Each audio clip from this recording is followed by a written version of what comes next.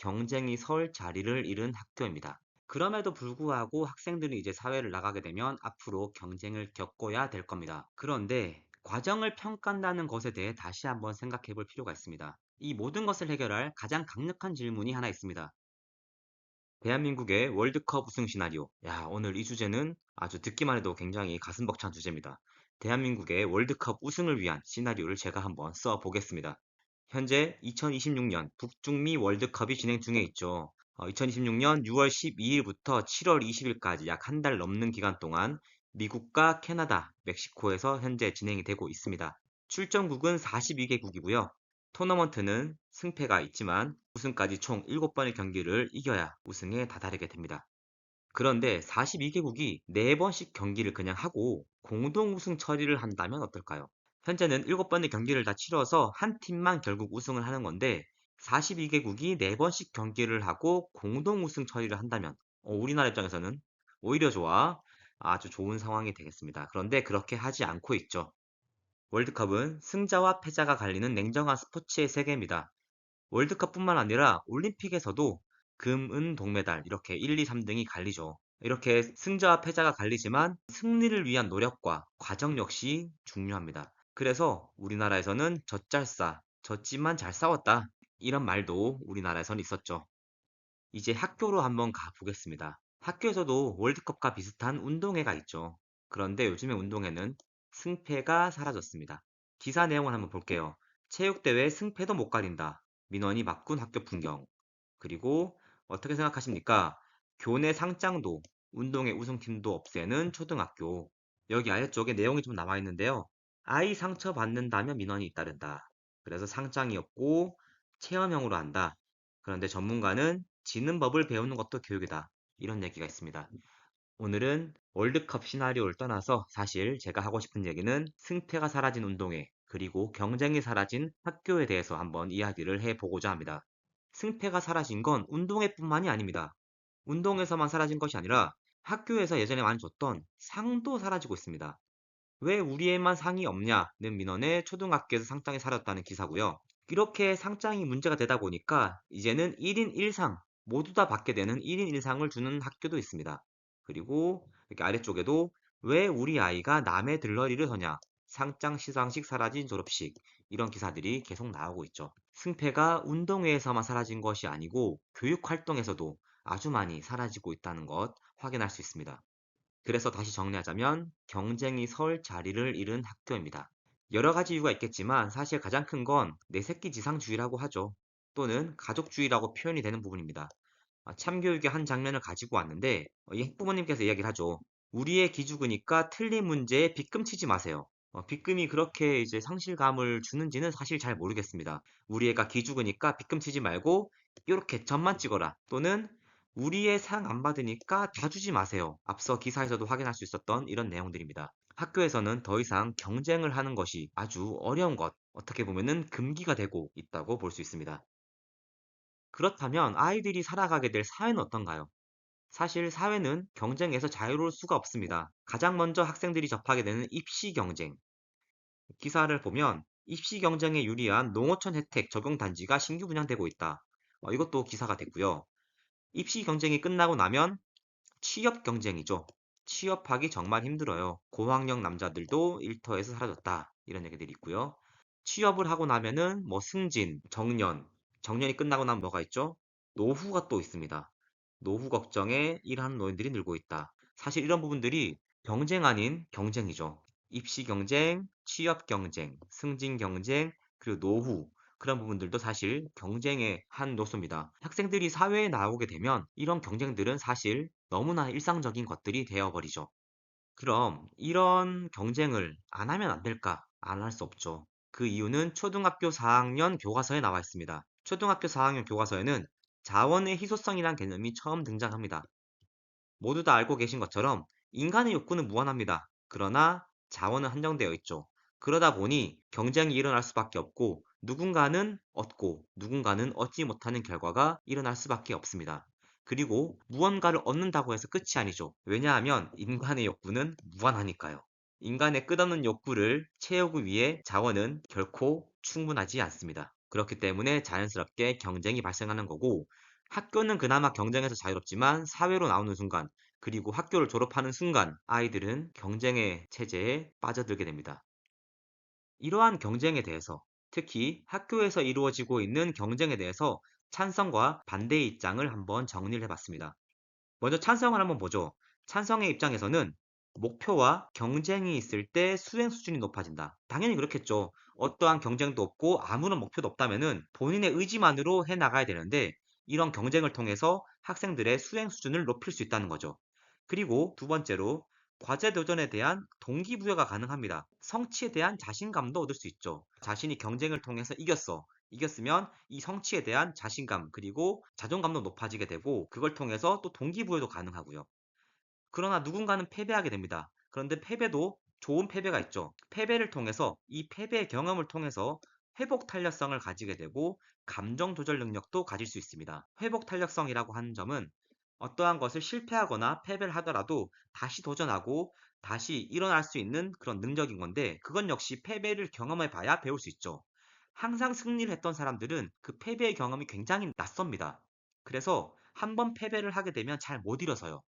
그래서 젊은 나이에 승승장구했던 사람들이 중년 이후에 쉽게 실패하는 이유도 이런 겁니다. 많이 실패를 해본 사람들은 그 패배의 경험을 알고 어떻게 다시 극복하고 도전해 나갈지를 잘 알고 있는데, 항상 성공만 했던 사람들은 이 회복 탄력성이 낮은 거죠. 또한 감정 조절 능력 역시 매우 중요합니다.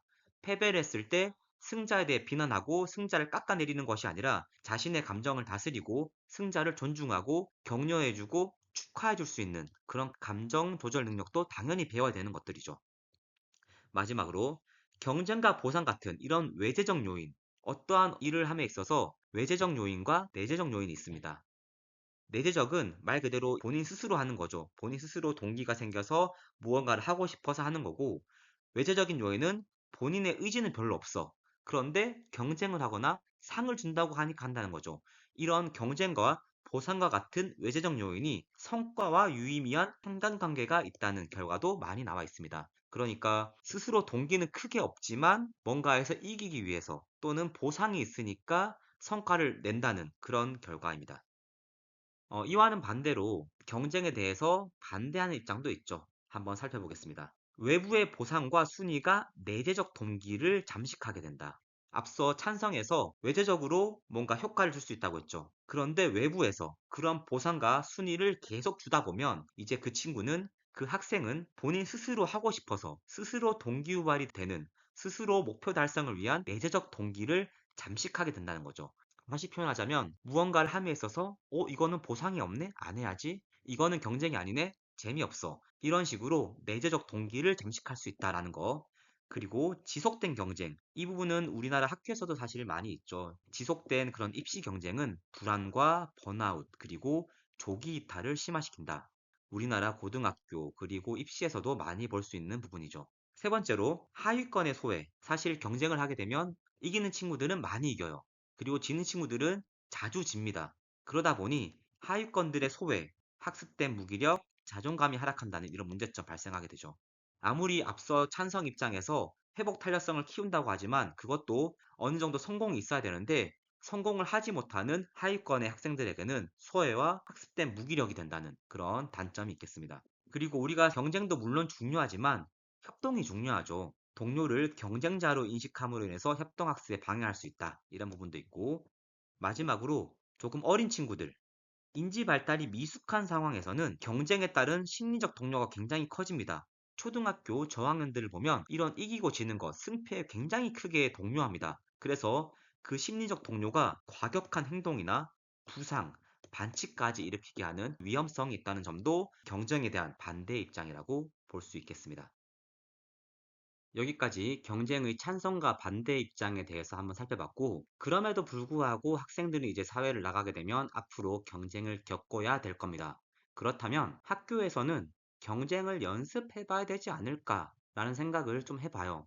운동에서도 승패가 사라지고 상도 없어지고 그렇긴 한데, 그럼에도 불구하고 가장 안전한 환경이라고 할 수 있는 학교에서 경쟁을 경험을 해 봐야 되지 않을까, 이런 생각을 해봅니다.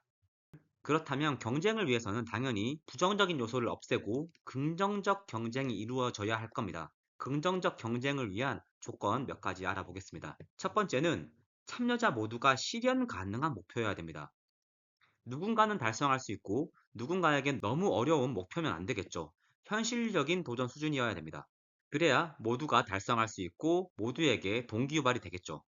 두 번째는 경쟁이 끝난 이후에 패배 이후에 심리적인 안전망이 확보되고 재도전할 수 있는 의지가 회복이 될 수 있어야 됩니다.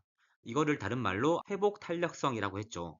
패배를 하고 나서 이것이 학습된 무기력으로 가는 게 아니라 패배를 하고 나서도 다시 돌아올 수 있고 다시 도전할 수 있고 다시 할 수 있다는 그런 의지를 회복해 줄 수 있는 환경이 마련이 되어야 됩니다. 여기에는 교사와 부모의 지지가 큰 역할을 할 수 있겠죠. 그리고 마지막으로 영상 처음에서도 말씀드렸는데 젖잘싸라는 거 있죠. 결과보다 과정에 의미를 부여하는 그런 교육 활동이 이루어져야겠죠. 이 세 가지 조건이 충족이 된다면 긍정적인 경쟁 충분히 이루어질 수 있다고 봅니다. 첫 번째는 당연한 목표고요. 두 번째 역시 교사와 학부모의 의지가 있다면 가능할 것이라고 봅니다. 문제는 이 세 번째인데 결과보다 과정의 의미를 부여한다. 결과보다 과정의 의미를 부여한다. 이 의미를 조금 더 생각해 보도록 하겠습니다. 과정을 평가한다는 것, 그것이 어떠한 의미를 가지는 건지 한번 살펴보도록 하겠습니다. 먼저 교육청에서는 여러 가지 자료들을 많이 냈습니다. 첫 번째 자료는 서울시 교육청 자료고요. 초등 과정 중심 평가 도움 자료. 학교에서도 어떠한 일회성 평가가 아니라 과정을 두고 그 과정에서 학생들이 얼마나 성장했는지를 평가하기 위한 그런 노력을 많이 하고 있습니다. 두 번째 자료는 경기도교육청 자료인데요. 과정 중심 피드백 실천 사례집입니다. 과정 중심 평가를 하면서 학생들에게 어떠한 피드백을 주고 그것이 어떻게 학생들의 성장을 이끌었는지 그런 실천 사례집이고요. 세 번째 자료는 대구교육청의 자료입니다. 과정 중심 평가를 함에 있어 교사의 피드백 매우 중요한데 이 교사의 피드백 역량을 강화하기 위한 연수를 한다는 그런 내용이죠. 17개 시도교육청에서도 과정 중심 평가에 대해서 매우 중요하게 생각하고 있고 그것을 실현하기 위한 도움 자료나 실천 사례집을 많이 내고 있습니다. 교사의 연수 과정을 포함해서요. 그런데 과정을 평가한다는 것에 대해 다시 한번 생각해 볼 필요가 있습니다. 사진에 나오신 이분은 영국의 경제학자이신 찰스 굿하트이십니다. 이분께서 1975년에 굿하트의 법칙을 발표하셨어요. 내용이 뭐냐면 어떤 지표가 목표가 되는 순간 그것은 더 이상 좋은 지표가 아니다. 사실 이 얘기는 교육계의 한 얘기는 아니고요. 경제학자로서 경제 지표에 대한 그런 거였는데 이것을 풀어서 본다면 진행 상황을 측정 또는 평가하기 위해 만든 그 지표가 설정되면 이 지표를 달성하는 것 자체가 최종 목표로 변질되는 현상입니다. 이해되시나요? 어떠한 것을 측정하고 평가하기 위해서 지표, 예를 들면 체크리스트나 어떠한 점검표가 되겠죠. 그것을 만드는 순간 그 체크리스트와 점검표를 달성하는 것 자체가 목표로 변질된다는 겁니다. 우리가 원하는 것은 어떤 성과나 과정을 평가하려고 하는 건데 지표를 달성하는 것으로 목표가 변질된다는 것을 의미합니다. 이것을 과정 중심 평가에 적용해 본다면 과정 중심 평가 역시 굿하트 효과에서 자유로울 수 없습니다. 예를 들어서 성장 과정을 평가하겠다라고 하면 평가 대상자는 의도적으로 저평가 출발이 가능합니다. 예를 들어 한 학기 동안 피아노 실력이 어느 정도 올랐는지를 성장 과정으로 평가를 한다고 가정해 봅시다. 그렇다면 굉장히 피아노를 잘 치는 학생이 처음부터 자신의 실력을 모두 보여줄까요? 아니겠죠. 의도적으로 피아노를 못 치는 것처럼 출발한 다음에 마지막에는 성장하지 않았음에도 본인의 원래 실력이었음에도 불구하고 잘 치게 되면 평가 결과는 못 치는 학생이 잘 치게 되었다라고 하면서 좋은 평가를 받을 수 있겠죠. 그것이 의도적 저평가 출발입니다. 두 번째로 동료 평가도 많이 씁니다. 과정 중심 평가에서 서로서로 평가해 주는 거죠. 선생님께서 모든 학생들을 확인하고 살펴보고 평가할 수 없으니 서로서로 평가를 하는 겁니다. 그런데 이 동료 평가의 맹점이 자신의 성장이나 학습보다는 동료에게 잘 보임으로 인해서 동료 평가를 잘 받을 수 있다는 겁니다. 이런 것들이 굿하트 효과를 보여주는 것이죠. 가장 대표적인 굿하트 효과는 입시 제도죠. 우리나라의 입시 제도는 어떤 식으로 바뀌어도 항상 사교육 시장은 거기에 적응합니다. 어떻게 바뀌어도 거기에 적응해서 사교육은 살아남고 있죠.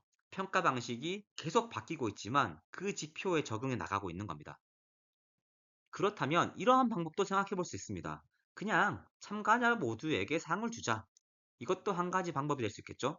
앞서 기사에서도 1인 일상이라고 표현을 했던 부분입니다. 참가자 모두에게 상을 주면 단기적으로는 참여가 유도가 되고 하위권도 이탈이 방지가 되고 소속감도 받을 수 있습니다. 그러나 이것을 제외하고 단점이 너무나도 큽니다. 참가자에게 모두 상을 주는 것이 계속되면 내재적 동기가 완전히 잠식됩니다. 왜냐하면 내가 아무것도 하지 않는데도 상을 줍니다. 그러면 내가 할 필요가 당연히 없겠죠. 그러면 그 친구는 앞으로도 아무것도 하지 않을 겁니다. 왜냐하면 아무것도 하지 않아도 상을 주니까. 상 자체의 의미도 완전히 소멸해 버리게 되죠. 참가자에게 모두 상을 주는 것, 일회성, 아주 단기적인 건 의미가 있겠지만 그 이상은 기대하기 어렵게 되겠습니다. 자, 이제 이 모든 것들을 한번 정리해 볼게요. 저는 그렇게 생각합니다. 평가 방식이 어떻게 바뀌든 결국 이것은 게임일 수밖에 없습니다. 팁의 네 가지를 제가 말씀드렸는데 1등만 시상한다. 그러니까 경쟁을 한다는 거죠.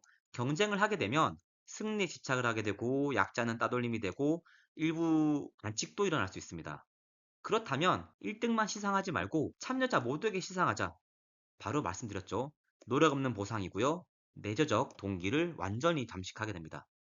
그러면 성장을 평가하자. 성장이나 향상 정도를 평가하자라고 한다면 의도적인 저평가 출발이 가능하고 과정이나 태도를 평가하자라고 해도 심사자 앞에서만 동료 평가라고 한다면 동료 앞에서만 잘 하려고 하고 잘 보이려고 하는 의도적 노출이 발생할 수밖에 없습니다. 평가 방식이 무엇이 되든 결국 이렇게 단점이 발생하게 되고 게임이 된다는 겁니다. 네, 오늘 할 이야기를 거의 마무리했는데요. 이 모든 것을 해결할 가장 강력한 질문이 하나 있습니다. 바로 내년에도 운동회 하고 싶어? 라고 물어보는 겁니다. 그러면 학생들이 이야기할 겁니다. 네, 또 하고 싶어요. 너무 재밌었어요. 또는 아니에요. 내년엔 안 했으면 좋겠어요. 운동회 하고 싶지 않아요. 얘기할 수 있을 겁니다. 학생들은 그 누구보다 잘 알고 있습니다. 이 활동이 의미가 있다고 생각하고 여기서 본인이 성장한다고 생각을 하면 또 하고 싶어 합니다. 배우기 싫어하고 수업 받기 싫어하고 공부하기 싫어하는 모습은 그 아이들의 일부분일 뿐입니다.